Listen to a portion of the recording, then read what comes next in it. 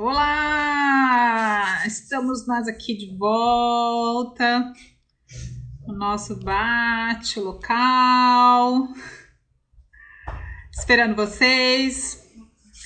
Hoje vamos receber o Dr. Giovanni, vamos falar sobre alienação parental, um assunto que certamente deve estar em alta, né? Nessa pandemia aí, nesse isolamento social aí, nesse momento difícil para todos. Doutor Doutora Giovanni, Caliane, boa tudo noite.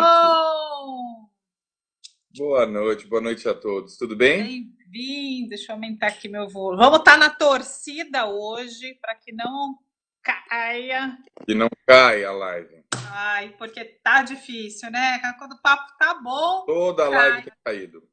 É verdade. Bom, queria primeiro te agradecer pela Obrigado. disponibilidade, né, de ter aceito aí o convite para participar da live, bater um papo, falar um pouco de um assunto que a gente fala que a gente sempre espera que não esteja acontecendo, né? Mas que a gente sabe, essa é a expectativa, e a gente sabe que a realidade muitas vezes não é essa.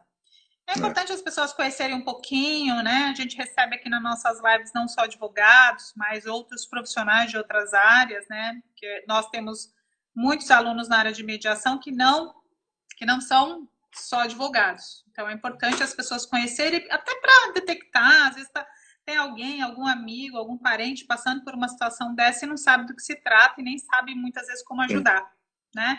Então, passo a palavra, muito obrigada e seja assim muito bem-vindo como sempre, né, ao Instituto Baruch, parceiro nosso, a gente agradece sempre a sua disponibilidade. Eu que agradeço mesmo a oportunidade. Acho que é um assunto muito delicado e quanto mais a gente puder refletir, conversar sobre isso, melhor. Aí, pelo Instituto Baruch, como professores, nós temos, eu acho que a obrigação de sempre trazer mesmo os assuntos mais delicados e mais polêmicos para tentar direcionar, porque nós temos muita responsabilidade nos atos jurídicos e até nos aconselhamentos. A gente sabe que somos muito mais do que só advogados no direito das famílias. E, acabamos sendo aí não só um porto seguro, mas um ponto de conselho mesmo, e conselheiros mesmo dessas partes que vão tomar atitudes que vão ser benéficas ou não para as crianças na alienação parental.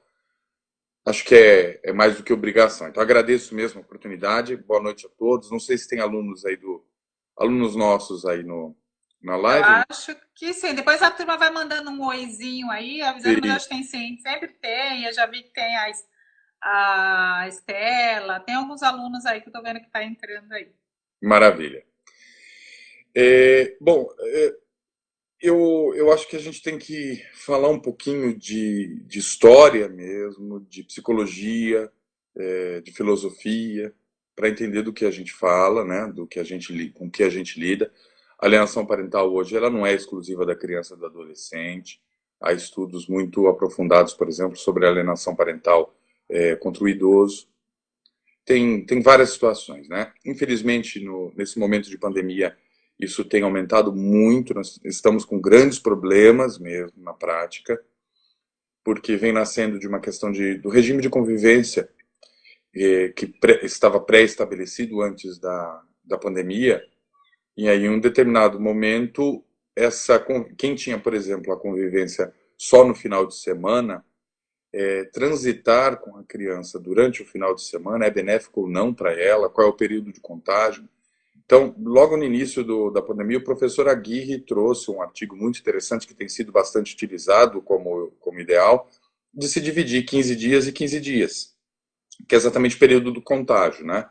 E aí, diante disso, dessa alternativa, para quem tem bom senso e consegue lidar aí com comunicação com o outro genitor, ainda vai. Quem não tem e está num grau de litigiosidade muito grande, como é que faz, né? Tem suspendido muito a questão da convivência, de guarda também. Tem acontecido algumas coisas aí.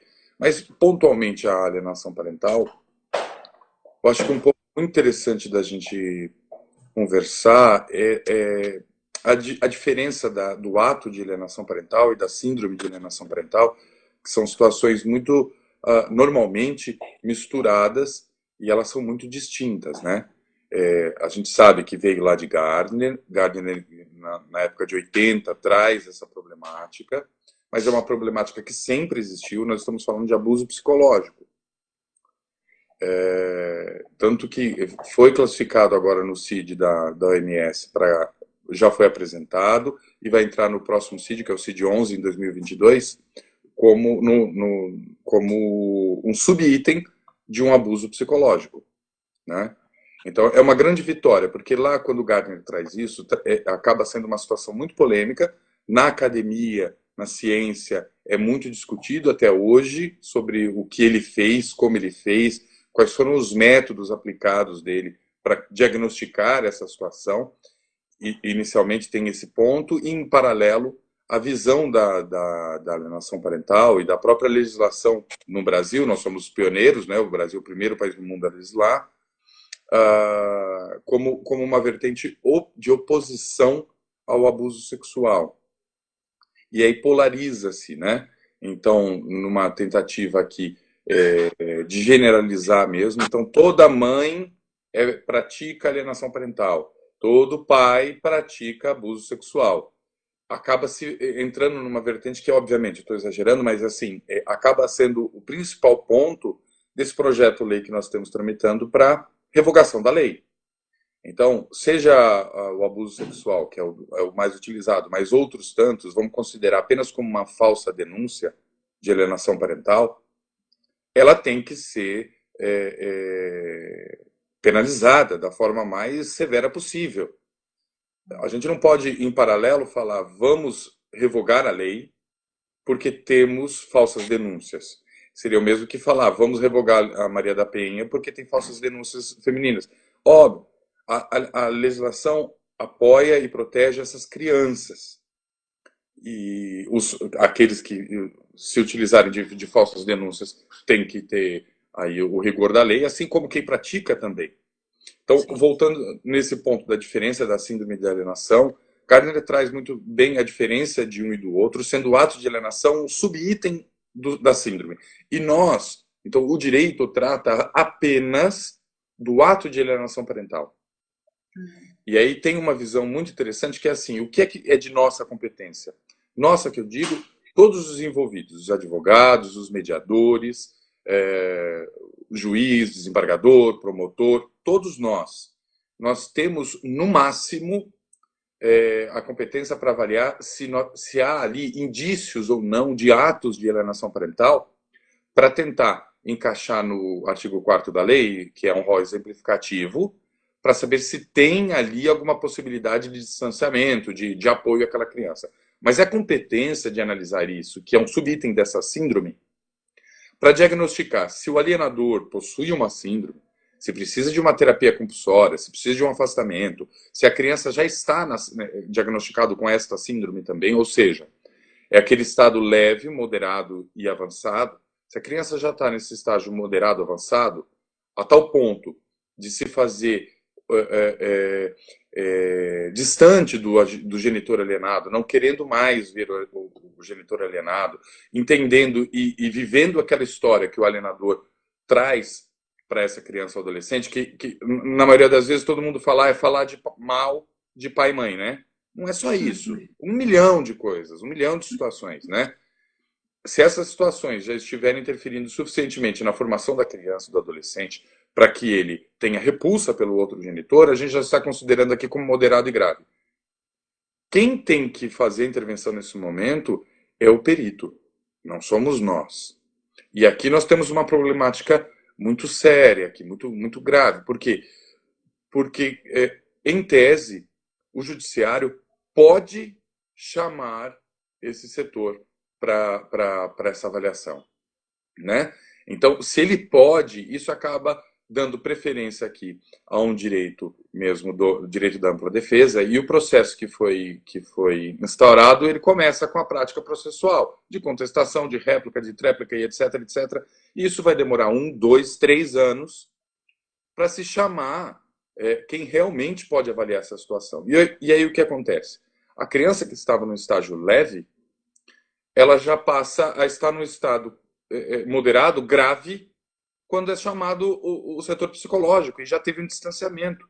E a gente sabe que muitas das vezes, quando se tornam adultos, por mais que ele tenha ali uma retomada dessa alienação parental, tem uma retomada do que é que foi, do que aconteceu e qual é a verdade, e que o genitor alienado ele não era tudo aquilo, não precisa fazer esse distanciamento, por mais que se retome isso, naquele momento é impossível o reconvívio, porque já se tornaram pessoas estranhas.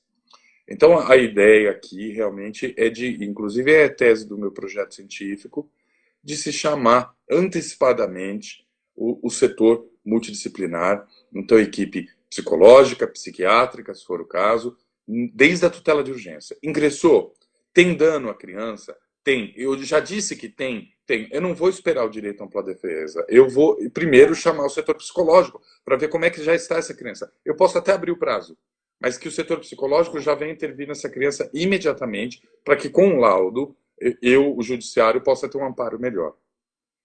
Até para Isso acontece. preventiva, né, doutor? Eu acho que até para uma questão preventiva, né? E até para não ter esse problema todo que o doutor está apontando. O tempo corre contra. O tempo corre Sim, contra, né? Porque se for, vamos ver se é. Não, aí o problema é, se não for, ok, responsabiliza, né, quem trouxe, enfim, quem denunciou o fato. Agora, se é? Eu acho que o tempo, que nem o doutor está apontando, 2, 3 anos depois, eu não consigo retomar, são danos irreparáveis. Então, eu preciso, sim. acho que a gente tem que partir do princípio, vamos sim tomar um pouco de cuidado, né, principalmente quando for menores, tiverem menores envolvidos, então tomar esse cuidado preventivamente. E aí, se for o caso, penaliza o adulto e não penalizar a criança ou adolescente, né? Eu acho perfeito. O doutor está trazendo situações realmente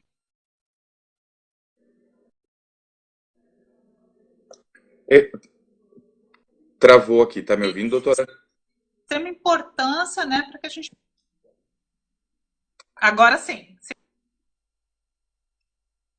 Te ouço, te O doutor está ouço. me Deu ouvindo? uma travada. Graças a Deus não cortou. Então, seguimos. Não, não caiu, não caiu, não caiu, não foi dessa vez.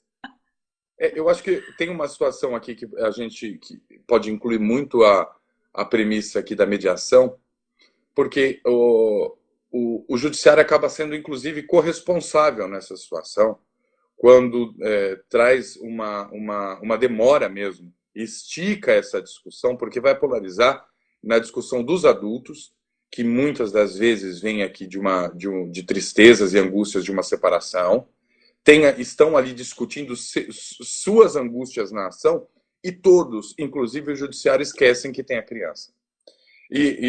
Na verdade, é o contrário. O principal objeto é a criança, é o adolescente.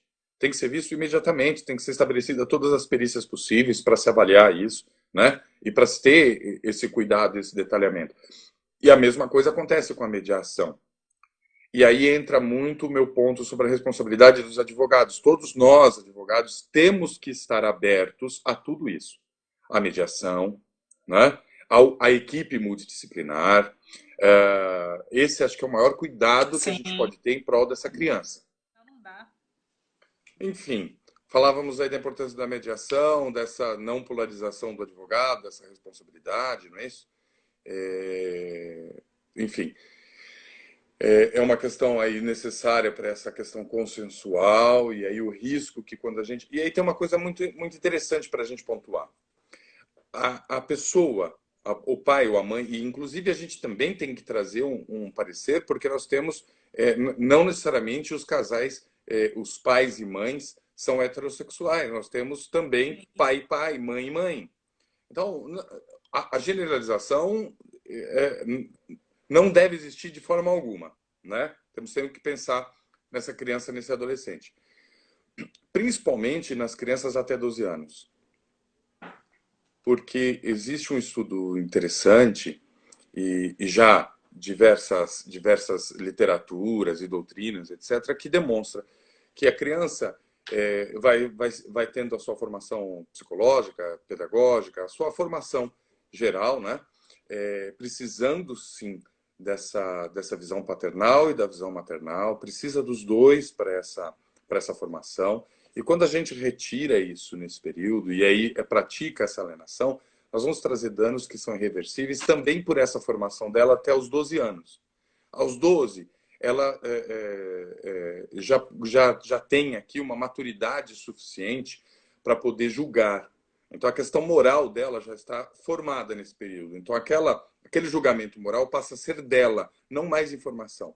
Então, se a gente trouxe todo esse diagnóstico negativo para essa criança até esse momento, na sua fase agora de início de adolescência, né? Não é à toa que nós temos no ECA o início da adolescência a partir dos 12 anos, exatamente com essa postura.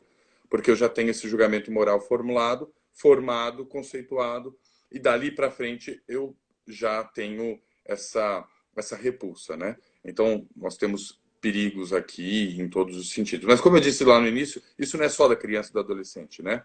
Isso agora, por exemplo, da questão do idoso. O idoso, então, tem uma baixa cognição nessa faixa etária, como a criança, acaba sendo alvo maior, de novo, da questão da alienação. E ela tem aumentado muito durante a pandemia, infelizmente. Na verdade, tudo, né? Todo tipo de violência. A violência está 50% maior. Eu venho acompanhando bem esses dados, porque é matéria, né? É um tema da minha dissertação no mestrado. E é bem complicado. Eu sempre, na época da faculdade, né? Eu sempre fiz na área de mediação, a minha faculdade, o trabalho de faculdade, o trabalho da pós, o trabalho do mestrado que eu fiz fora do Brasil, esse mestrado que eu estou fazendo aqui no Brasil, todos eles sempre foram voltados para a mediação.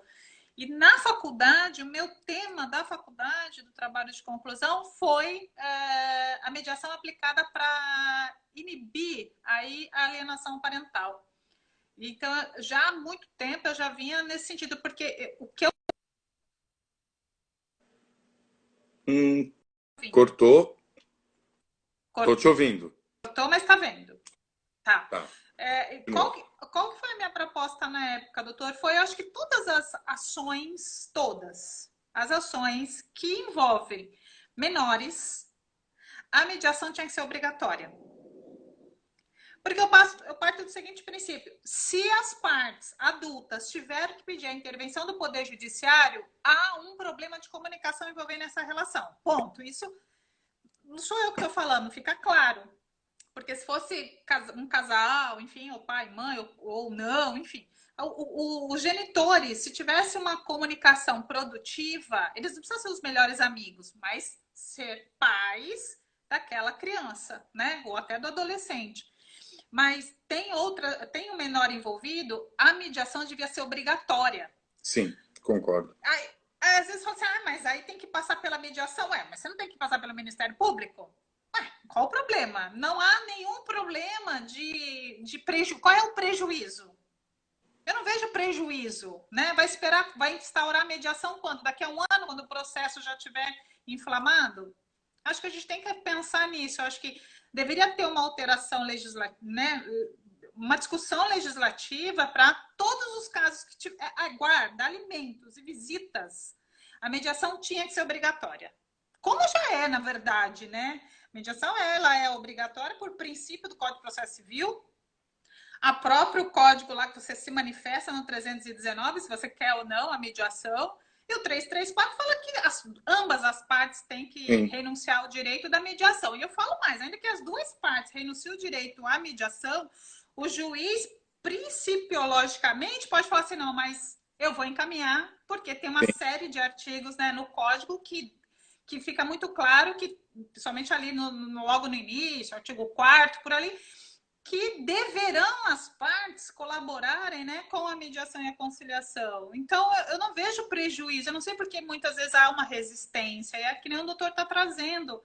Eu acho que há uma responsabilidade, né, de todos aqueles envolvidos, né, advogados, Ministério Público, juízes, enfim, todos aqueles que estão ali, né, operadores do direito, frente a essa situação que a gente sabe que é muito delicada, né? Há uma exposição bastante grande, né? Até para ver se realmente se trata de alienação parental, né? Sim, a gente sabe que é problema muitas vezes do casal mal resolvido. Sim. A gente sabe disso, né? Infelizmente, acaba Sim. que não poupa, né, a criança. Que esse acho que é um ponto muito importante, porque há uma banalização, sim, da alienação parental. A gente sabe que hoje, a cada 10 ações, 9 no judiciário tratam e pelo menos, mencionam o tema alienação parental. Alienação parental é uma situação absurdamente séria, como é o abuso sexual. Isso não pode ser trazido dessa forma, e aí sim, nós, professores, entendo como os maiores responsáveis para trazer esse peso e essa informação. Né? Não só o advogado ou o judiciário. Nós temos. O Baruch em todos os cursos que eu lecionei, teve uma professora incrível, que é a doutora Kátia Boulos, falando sobre alienação parental, todas as vezes. Né? Eu acho Sim, que isso é muito importante em todos os cursos, porque não pode se banalizar. E aí eu concordo, é um ponto que eu concordo de todas as pessoas, ou as pessoas que estão trazendo força para pedido da revogação da lei. Elas têm razão no que elas dizem nesse sentido. É banalizado, a torto e direito, qualquer discussão, qualquer situação é chamada de alienação parental. É só trocar por abuso sexual. Você vai do nada chegar e falar, isso aí é abuso sexual. Não, é sério demais, as pessoas têm receio. E é esse peso que a gente tem que dar, né? Porque esse aqui é um ponto sempre que fazem muitas perguntas. O que é alienação parental? É difícil. Porque o que é alienação parental? Quer dizer que o pai ou a mãe, não interessa o genitor, que o outro tomou tais atitudes e que foram ruins para aquela criança ou para aquela adolescente. O outro genitor acabou falando aquilo. Ele está fazendo alienação parental? Não. Alienação parental é, entre aspas, mentira. Por que entre aspas? Porque não é só falar mal do outro, né?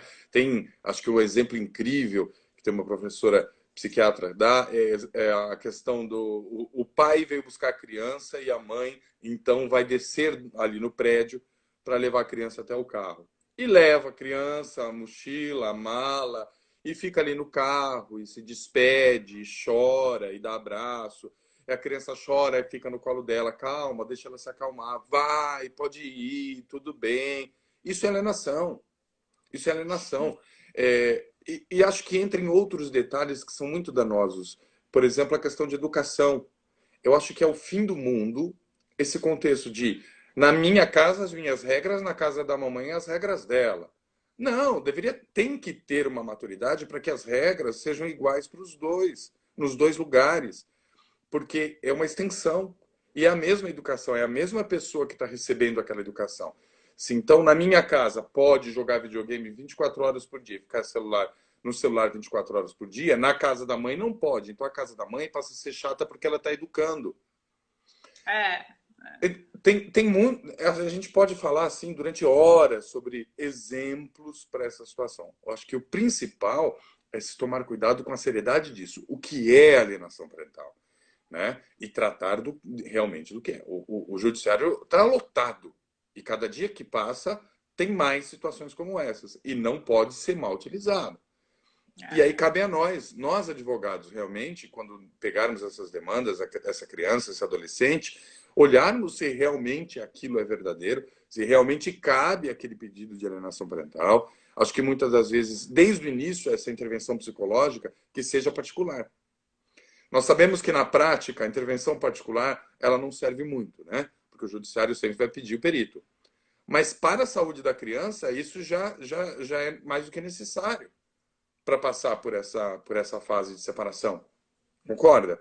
Eu acho que a Sim, equipe mas multidisciplinar, então o mediador, o psicólogo, aí o perito, são mais do que necessários. A gente não pode abraçar tudo isso. Concorda? eu acho que tem que cuidar dos pais.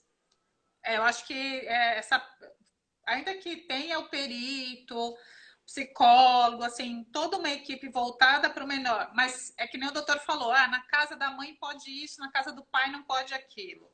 E isso vai, claro, né, vai complicar aí a cabeça e a criança vai acabar querendo ficar na casa que pode tudo. Então, veja, a importância, aí volta naquilo que a gente estava conversando, a importância da mediação no início. Sim. Porque o problema se desdobra na alienação, mas o problema original não é alienação. O problema original, eu falo que a raiz está na relação do casal. Então, eles se separaram, eventualmente foram casados, se tiveram uma união estável, né? Então, não resolveram essa situação, que fica claro que não sim. resolveram de E se maneira madura, adulta, né? E aí pega essa criança e fala, vamos, tem até fotinha, né? Fica puxando de um lado e para o outro essa criança. Então a gente precisa repensar quando chega essas situações no escritório de alienação, como é a convivência desses pais. Eu não consigo visualizar tratar de alienação, resolver uma guarda, alimentos, visita, sem se preocupar com a comunicação desses pais. Eu não consigo fazer isso separadamente. sim. Isso para mim é muito claro no sentido, os pais precisam, porque eu não consigo, não adianta dar uma guarda unilateral, compartilhada, qualquer que seja o modelo, né? Sim. Porque daqui a 5 meses, 3 meses, eles vão estar batendo na sua porta de novo. Doutor Giovanni, olha, então, tá dificultando, né? Tem um modelo de guarda, aí vamos naquele tradicional, pega um final de semana, aí atrasa para entregar, atrasa para devolver, aí não pode comer determinada coisa, né, determinado alimento, o outro dá, que é para te provocar, não quer que você leve em determinados lugares, aí começa, não, mas tá comigo, vai. Então, assim, não adianta a gente, por melhor modelo de convivência que os advogados possam estabelecer, nenhum será suficiente para resolver esse caso. Por quê? Tratou-se da guarda, tratou-se dos alimentos, tratou-se da regulamentação de visita, só que esqueceu de cuidar do casal, de mandar eles para uma mediação, entender, buscar saber onde houve o rompimento da comunicação. Esse, para mim, é o ponto, assim, doutor, fundamental, assim, crucial. Porque sempre quando eu vou mediar, quando chega para mim essas ações, como mediadora, a primeira pergunta é: eu quero falar com o casal, eu não vou falar de alimentos. Eu vou resolver esses alimentos depois, para mim, porque o problema não está nos alimentos. O problema não está na guarda, o problema não está na convivência.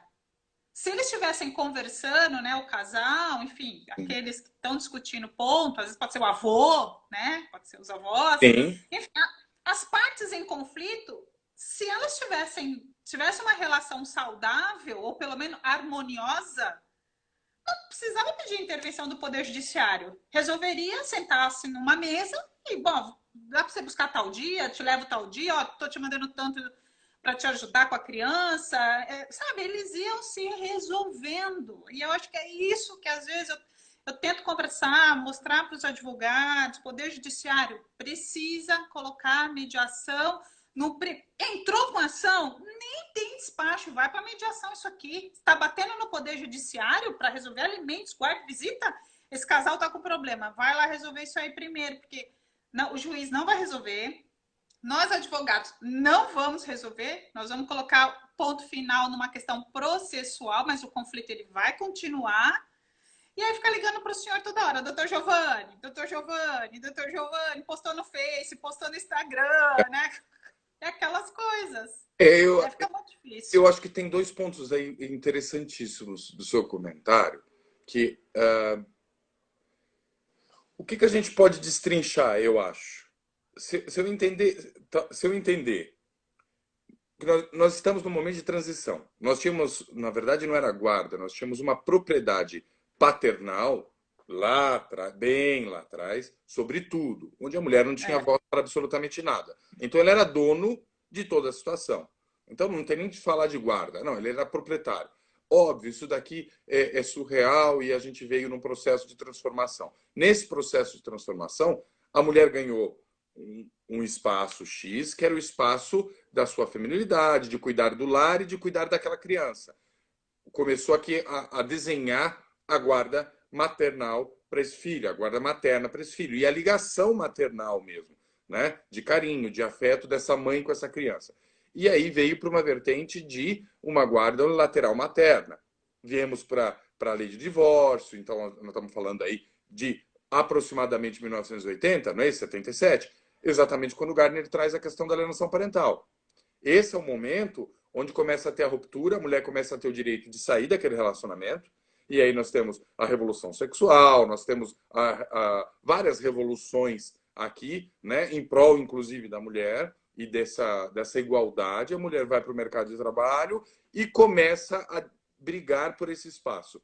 nessa briga, que é esse momento que nós estamos, eu vejo assim, nesse momento de nova conquista, então, que ainda falta muito, a gente sabe, mas está aí no caminho, a mulher conseguindo essa igualdade, saindo de casa e também tendo a questão de vou atrás do trabalho, eu tenho que dividir tudo. E aí eu acho que nós temos que olhar os dois lados. Para chegar nessa mediação, nós temos que olhar nos dois lados.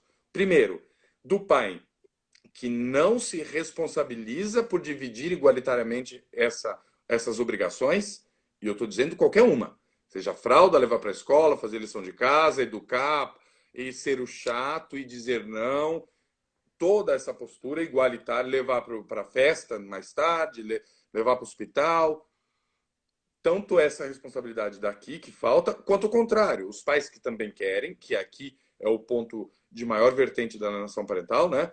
Os pais querem ter a convivência e a mãe, embora esteja conseguindo este espaço, esse trabalho, essa autonomia, não quer largar a guarda do filho. Então, não quer abrir asa.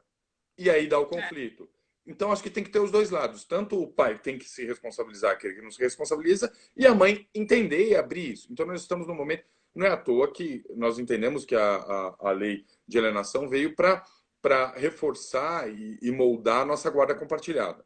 Estamos no momento onde a gente entende, pelo menos legalmente, a gente sabe que, em primeira instância, nem todos os juízes pensam assim, mas do TJ para cima é assim, a legislação determina a guarda compartilhada. Ponto. Né? Não vamos gastar muito tempo nessa discussão. Sendo, então, assim, é um novo molde. Para que tanto o pai quanto a mãe, eles entendam esse momento. Nós estamos num momento de transição. E aí eu acho que é o ponto importantíssimo dessa mediação. E eles não entendem isso.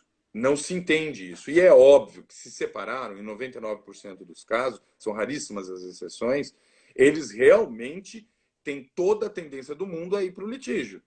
Qualquer empurrão, acabou. Então, o trabalho é muito. Tem que ser constante e qualificado. Eu acho que a mediação está aqui.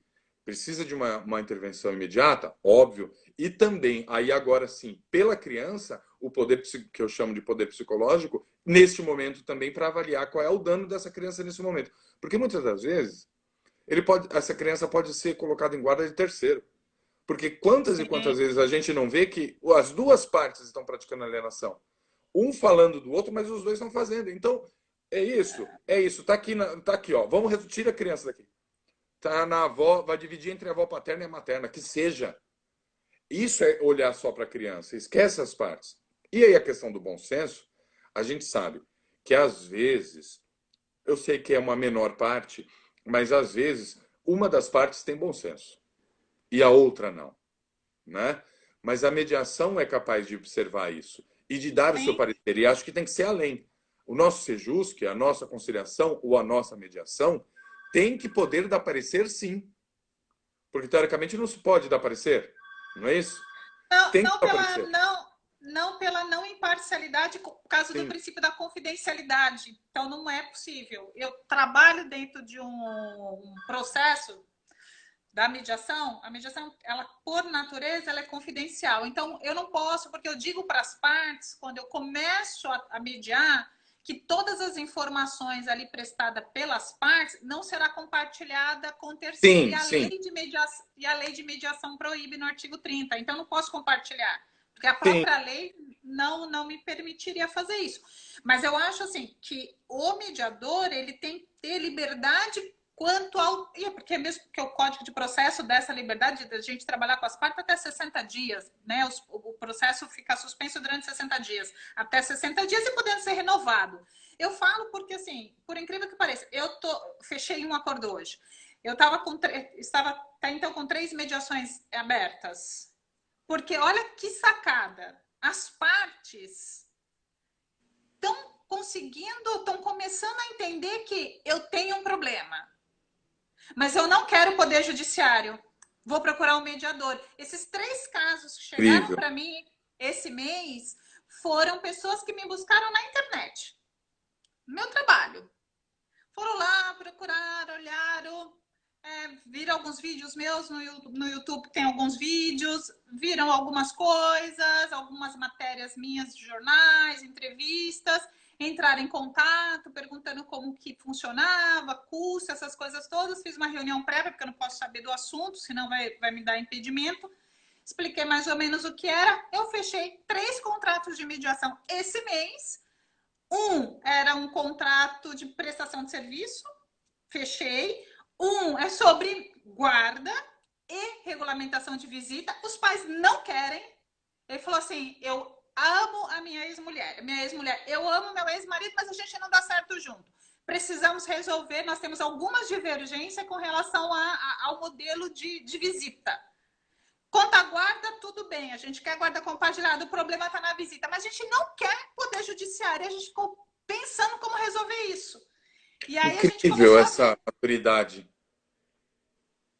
muito outra partilha de bens. Eles já se separaram judicialmente, deixou os bens a ser resolvido posteriormente, não estão conseguindo entrar num acordo pela partilha dos bens. Não, a gente não quer resolver no Poder Judiciário, a gente quer um mediador. E aí conseguimos achar você. Então, olha só, as pessoas, doutor, estão começando, e eu falo para o advogado, você precisa conhecer a mediação, conhecer negociação, são 2 universos distintos, porque as pessoas também estão cansadas de bater na porta do Poder Judiciário, porque uma coisa nós sabemos, demora.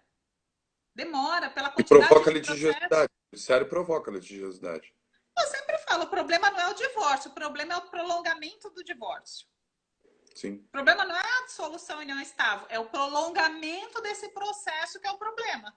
Vai estimulando realmente o litígio. Mas eu acho que quando eu trago esse posicionamento sobre o parecer, embora tenha aí impedimento legal, é a mesma questão, por exemplo, da intervenção psicológica. Isso também não tem uma postura legal. Tem aqui apenas na lei de alienação que o juiz pode, né? E nós sabemos que pode em outros casos, né? Mas neste aqui expressamente dito que pode chamar a equipe multidisciplinar. Na verdade, isso tem que ser alterado, na minha opinião. Deve inicialmente. A mediação, mesma coisa. E o parecer, obviamente, não trazendo aqui a razão das partes. Mas, por exemplo, se você, como mediadora, está ali naquele momento e detecta que há necessidade de continuidade ou de uma intervenção multidisciplinar, você pode dar esse parecer. Essa seria a Não, ideia, esse sim. entendeu? Aqui está esse parecer. Eu preciso de uma Sim, intervenção psicológica urgente para as sim. partes, para a criança.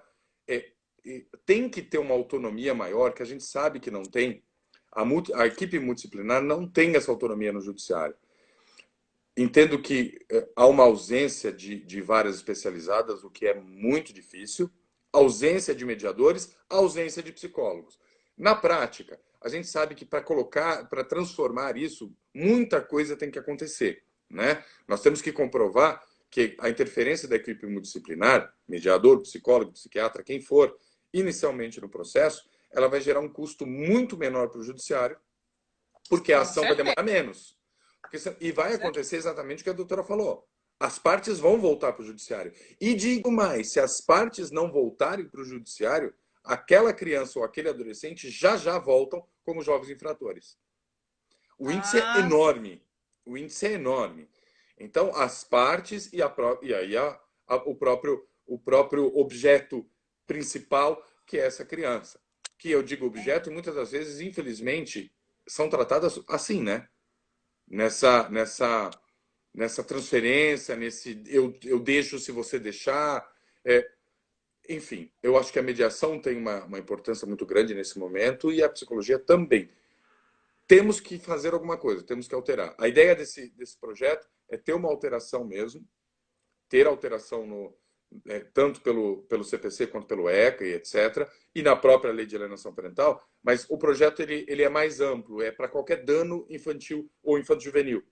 Então, vai se alterar qualquer outra legislação, vai alterar a 2.318, que é a da alienação, né? Então, vai se alterar o POD para deve e para ser no momento da tutela de urgência, que esse é um ponto, acho que, de tudo isso que nós estamos discutindo, em vias práticas, é exatamente o estudo da tutela de urgência. exatamente os fundamentos do nosso artigo 300 do CPC e seguintes. Lá vai nos dizer sobre o resultado, o risco ao resultado útil do processo, ao dano mesmo, ao risco de dano, não é isso? E em muitos casos, em momentos que nós trazemos questões psicológicas, danos psicológicos da criança e do adolescente, nós temos um despacho ou uma decisão denegatória indeferindo isso, dizendo que não há dano, com o próprio pronunciamento do Ministério Público. Não passou por nenhuma equipe, nenhum profissional qualificado para dizer isso. Como é que o judiciário diz isso? Essa mentalidade eu acho que tem que ser mudada. Porque o dano psicológico, recentemente tivemos inclusão, né, na Maria da Penha, no ECA, sobre o dano psicológico como um dano, mas acho que está muito aquém ainda do que realmente tem que ser. O dano psicológico ele é irreversível, é irreparável, como a doutora disse. Eu digo que o direito das famílias lida com um dano que é irreparável, ele só é indenizável. Ele só é indenizável, porque é completamente. E a gente vai estender para qualquer afetividade, abandono afetivo e por aí vai. Né? Nós somos. É engraçado que nós somos pioneiros em muitas coisas. Né? O Brasil é pioneiro, tem o maior é considerado o maior instituto de direito das famílias do mundo, o IBDFAM, os maiores congressos, os maiores estudos. Nós temos, somos pioneiros na lei de alienação parental, somos pioneiros em diversas outras legislações sobre o afeto. O Brasil é pioneiro em falar e trazer como princípio jurídico o afeto. A ação de abandono afetivo é inédita, é no Brasil. Reconhecimento socioafetivo. Se nós temos tão avançado posicionamento sobre o que é afeto, né? Olha lá, o IBDFAN tem um enunciado no sentido de ser obrigatório o juiz solicitar perícia em caso de AP.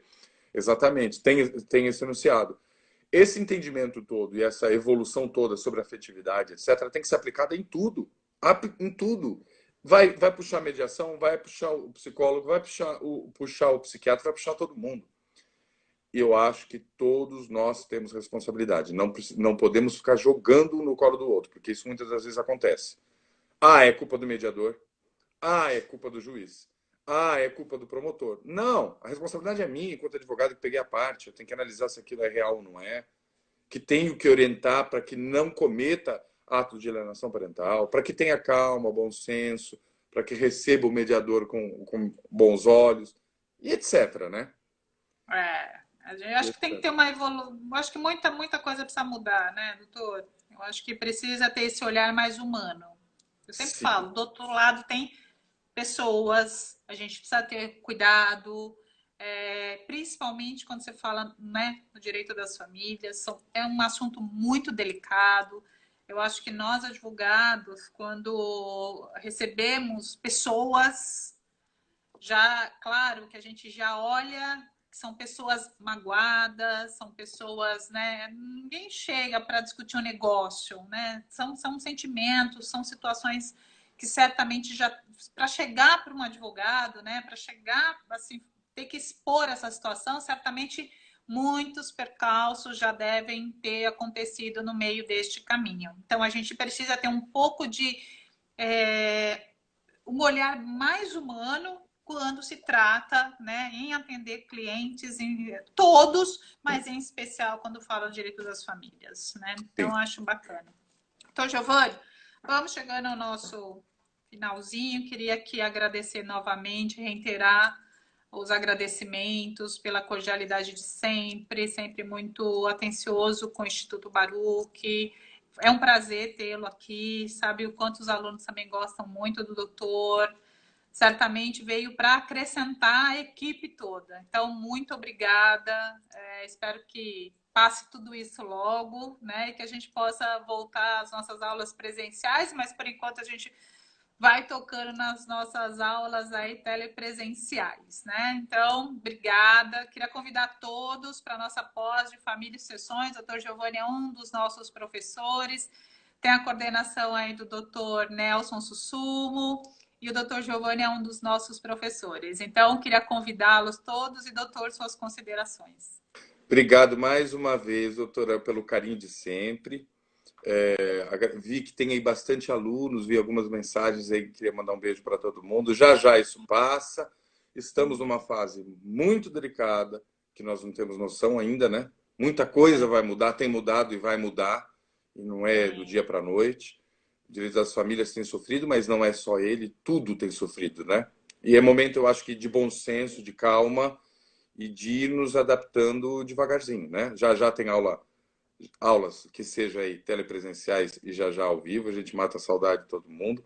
Mais uma vez, obrigado pelo convite, pelo carinho, pela oportunidade. Fala de um assunto tão sério, tão delicado e que a gente tenha, sim, uma consciência muito grande, como eu li agora há pouco, como advogados, que somos a primeira entrada e primeira comunicação dessas partes, isso é muito válido, somos o primeiro filtro e temos que ter essa noção. Se nós tivermos essa consciência, acho que podemos ajudar muito mais, né? Sim, com Doutora, certeza. muito obrigado, viu? Boa noite a Obrigada, todos, doutor. bom descanso. Obrigada, turma. Obrigada a você que nos acompanhou. Vou deixar salvo lá no IGTV. Eu já deixei coloquei alienação parental parte 1. Vamos estender depois. Agora eu vou inserir lá no IGTV alienação parte 2, alienação e mediação parte 2. Assim vocês conseguem assistir na íntegra aí. E realmente agradeço a todos que vêm acompanhando as nossas lives aí. Doutor, bom final de semana. Turma, bom final de semana. Aproveitem bastante, estudem bastante. Aproveita esse isolamento aí para estudar um pouco mais. Muito Um bem. abraço, bom final de semana para vocês. Igualmente. Tchau. Tchau, Até tchau. a semana que vem.